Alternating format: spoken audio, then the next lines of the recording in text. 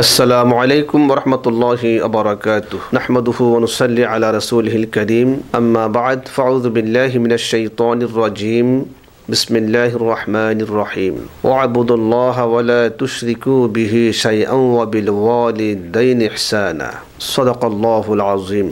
দূরের কাছের অগণিত শ্রোতা বন্ধুদের আন্তরিক প্রীতি আর শুভেচ্ছা জানিয়ে শুরু করছি চ্যানেল কর্ণফুলীর ইসলামিক অনুষ্ঠান জুমার খুতবা। আজকের জুমার খুতবার আলোচ্য বিষয় হচ্ছে প্রতিবেশীর অধিকার সম্পর্কে।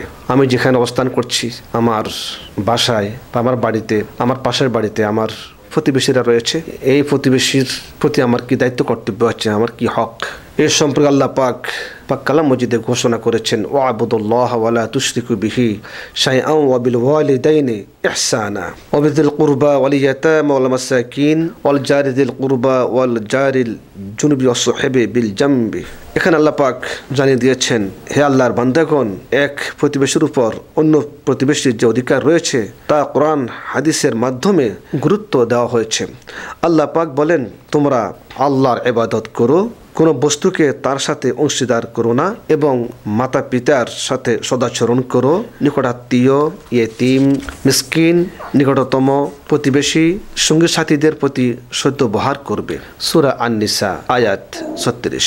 অন্যদিকে নবী করিম সাল্লাল্লাহু আলাইহি সাল্লাম বলেন, ওয়াকাল আলাইহিস সালাতু ওয়াস সালাম মান কানা ইউমিনু বিল্লাহি ওয়াল ইয়াউমিল আখির ফালইউহসিন ইলা জারিহি, রাওয়াহু মুসলিম। যে ব্যক্তি আল্লাহ ও পরকালের প্রতি ঈমান আনে সে যেন তার প্রতিবেশীকে সম্মান করে, রাওয়াহু মুসলিম। নবী সাল্লাল্লাহু আলাইহি সাল্লাম আরও বলেন, যে ব্যক্তি আল্লাহ এবং পরকালের প্রতি বিশ্বাস রাখে সে যেন প্রতিবেশীর সাথে সদাচরণ করে, মুসলিম শরীফ। নবী সাল্লাল্লাহু আলাইহি সাল্লাম অন্য হাদিসে আরও বলেন, সে আল্লাহর নিকট ভালো যে নিজের লোকজনের কাছে ভালো, আর যে ভালো প্রতিবেশীর কাছে, আর ভালো প্রতিবেশী সেই যে তার প্রতিবেশীর নিকট ভালো। সুবহানাল্লাহ। হে মুসলমানেরা, এক প্রতিবেশীর প্রতি অপর প্রতিবেশীর অধিকার হলো তার দেখা হলে সালাম করা, কিছু চাইলে তাকে দেওয়া, সে সাহায্য চাইলে সাহায্য করা, কর্জ চাইলে তাকে কর্জ দেওয়া, সে অভাবগ্রস্ত হলে তাকে সচ্ছল করা, সে রোগাক্রান্ত হলে তাকে দেখতে যাওয়া, তার মৃত্যু হলে জানাজায় গমন করা ইত্যাদি। আমরা জানতে পারলাম যে হাদিস থেকে যে আসলে যেখানে বলা হয়েছে যে ইদা লাকিয়াহু ওয়া ইদা সাআলাহু আন ইউতিহি ওয়া ইদা ইসতাআনাহু আন ইউতিনাহু ওয়া ইদা ইসতাকরাদাহু আন ইউকরিদাহু ওয়া ইদা ইফতাকারা আন ইউসিআ আলাইহি ওয়া ইদা মারিদা আন ইয়াউদাহু ওয়া ইন মাতা আন ইয়াত্তাবিআ জানাজাহ হারামুন আলাইকা আইয়ুহাল মুসলিম। যে একজন মুসলমানের প্রতি একজন মুসলমানের যে অধিকার আছে, যে হক আছে, সাক্ষাতে সালাম দিবে, আসসালামু আলাইকুম রাহমাতুল্লাহ, এভাবে সালাম দিবে। আমরা আজকালকে আসলে সালাম আমরা ভুলে যাচ্ছি, যে আমাদের মাঝ থেকে প্রায় আমরা সালাম এখন পাই না, সালাম দেখি না আসলে। অথচ নবীজি প্রথম সাক্ষাৎ হচ্ছে আসলে যে পরিচয় যে হলো মুসলমানদের যে সালাম দিয়ে আসসালামু আলাইকুম রহমতুল্লাহ বারাকাতু, যেখানে সালাম দিলে 90টা নেকি পাওয়া যায় আসলে, আর সালামের জবাব দিলে 10টা নেকি পাওয়া যায়। তাহলে কত বড় সওয়াবের কাজ আসলে এখানে রয়েছে এই সালামের মাঝে।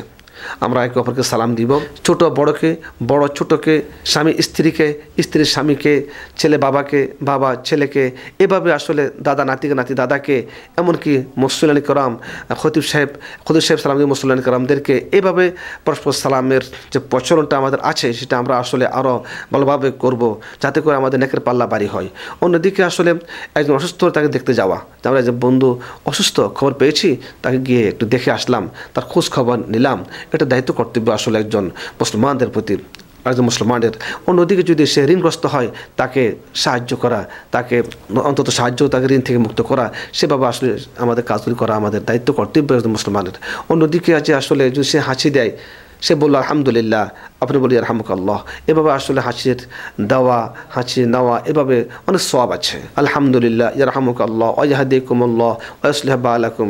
আপনি সালাম, আপনি হাসি দিলেন, হাসি দেওয়ার পর আল্লাহ প্রশংসা করেছেন, শুনেছেন, আর তার প্রতি আপনি আল্লাহ রহম কামনা করেছেন। আবার যিনি হাসি দিয়েছেন তিনি এবার ওয়া ইয়াহদিকুমুল্লাহ বললেন যে আল্লাহ হেদায়েত কামনা করছেন, আবার দোয়া করছেন যে ওয়াসলিহু বালাকুম। মানে এভাবে সালাম এবং হাঁচি এর মাঝে আসলে অনেক দোয়া, শুধু দোয়াকে দোয়া, যেমন সালামের মধ্যে দোয়া আছে, রহমত আছে, বরকত আছে, আর হাঁচির মাঝেও রহমত আছে, বরকত আছে, এবং হেদায়েতের কামনা করা দোয়া আছে, এবং ভালো আমল করার সেটা দোয়াও সেখানে রয়েছে আসলে।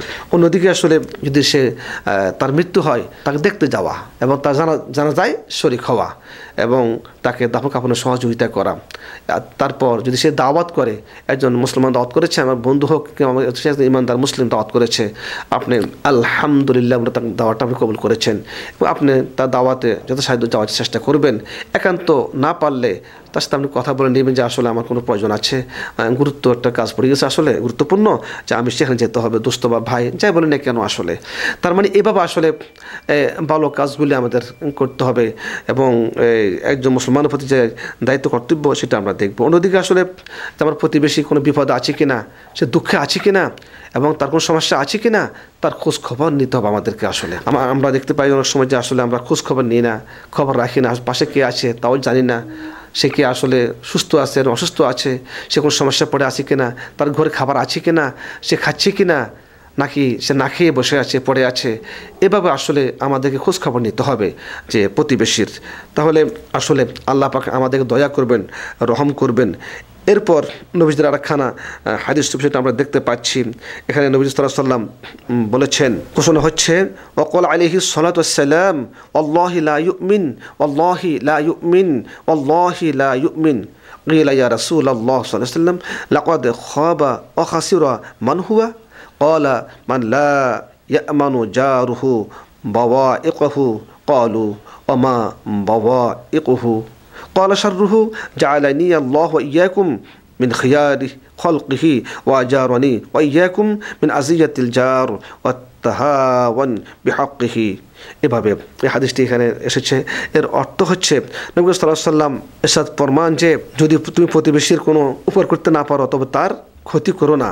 সে ডাকলে উত্তর দাও, উপকার করলে তুমি শুকর করো, সে কোনো ক্ষতি করলে ক্ষমা করবে। অনেক প্রতিবেশী কিয়ামতের দিন আল্লাহর নিকট অভিযোগ করবে যে হে আল্লাহ, সে দুনিয়াতে আমাকে পরিচয় দেয়নি, আমাকে দেখে ঘরের দরজা বন্ধ করে রেখেছে, আমি অন্যায় কাজ করলে আমাকে সে বাধা দেয়নি। নবী সাল্লাল্লাহু আলাইহি ওয়াসাল্লাম এরশাদ ফরমান আল্লাহর কসম সে মুমিন নয়, আল্লাহর কসম সে মুমিন নয়, আল্লাহর কসম সে মুমিন নয়। সাহাবাগণ প্রশ্ন করলেন ইয়া রাসূলুল্লাহ সাল্লাল্লাহু আলাইহি ওয়াসাল্লাম, সেই হতভাগা ব্যক্তিকে? এর জবাবে নবী সাল্লাল্লাহু আলাইহি ওয়াসাল্লাম বলেন, যার জুলুমে প্রতিবেশীরা শান্তিতে থাকতে পারে না।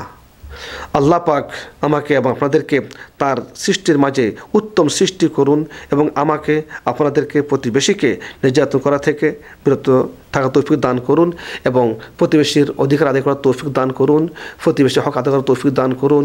কে ইয়েতিম আছে, মিসকিন আছে, আমার প্রতিবেশীর মাঝে কে অভাবগ্রস্ত আছে, কে ঋণগ্রস্ত আছে, কে কোন সমস্যা পড়ে আছে, সব কিছু আমাদেরকে দেখার, আমাদেরকে খোঁজখবর নেওয়ার, রাসূলের সুন্নাহ মোতাবেক সেই তরিকার মোতাবেক সেই কাজগুলি করার, আমল করার তৌফিক আল্লাহ পাক আমাদেরকে দান করুন।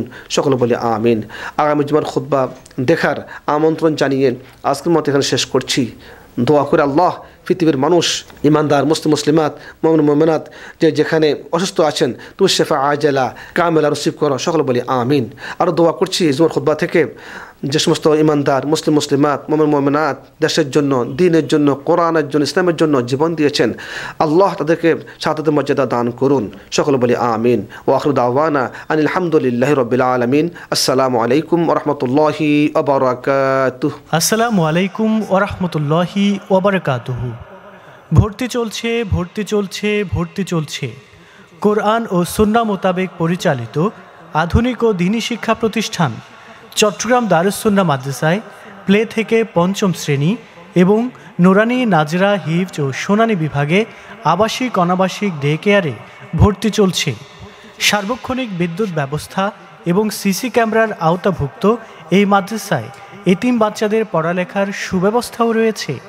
মাদ্রাসার বিভাগসমূহ স্ট্যান্ডার্ড প্লে নার্সারি থেকে ষষ্ঠ শ্রেণী পর্যন্ত, আন্তর্জাতিক নুরানি বিভাগ, নুরানি পদ্ধতিতে ভোরের মক্তব বিভাগ, স্ট্যান্ডার্ড নাজারা বিভাগ, আন্তর্জাতিক হিফজ বিভাগ, আন্তর্জাতিক হিফজ রিভিশন শুনানি বিভাগ।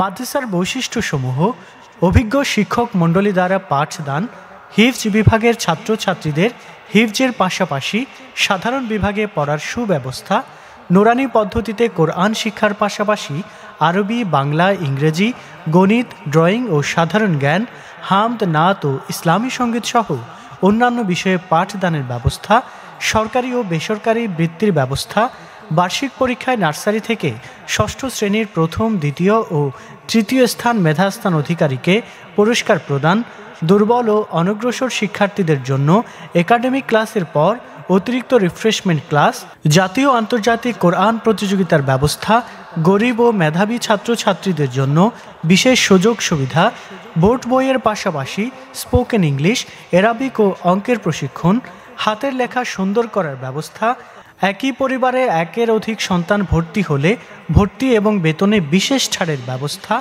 ডাক্তারের মাধ্যমে মাসিক স্বাস্থ্য ও পরিচর্যার ব্যবস্থা, সার্বক্ষণিক গেট লক সিস্টেমের মাধ্যমে নিরাপত্তার ব্যবস্থা, বার্ষিক বনভোজন ও শিক্ষা সফরের ব্যবস্থা। আর দেরি না করে আপনার সন্তানের ভর্তির জন্য এখনই যোগাযোগ করুন। যোগাযোগের ঠিকানা: ডলি মঞ্জিল, সালে আহমদ চেয়ারম্যান লেইন, আজুশা মাজার গেট, বাদামতলী, আগ্রাবাদ, চট্টগ্রাম। মোবাইল 01-811-50-5024, 01-622-63-3355। কোরআন ও সুন্নাহ মোতাবেক পরিচালিত আধুনিক ও দ্বীনী শিক্ষা প্রতিষ্ঠান চট্টগ্রাম দারুস সুন্নাহ মাদ্রাসা।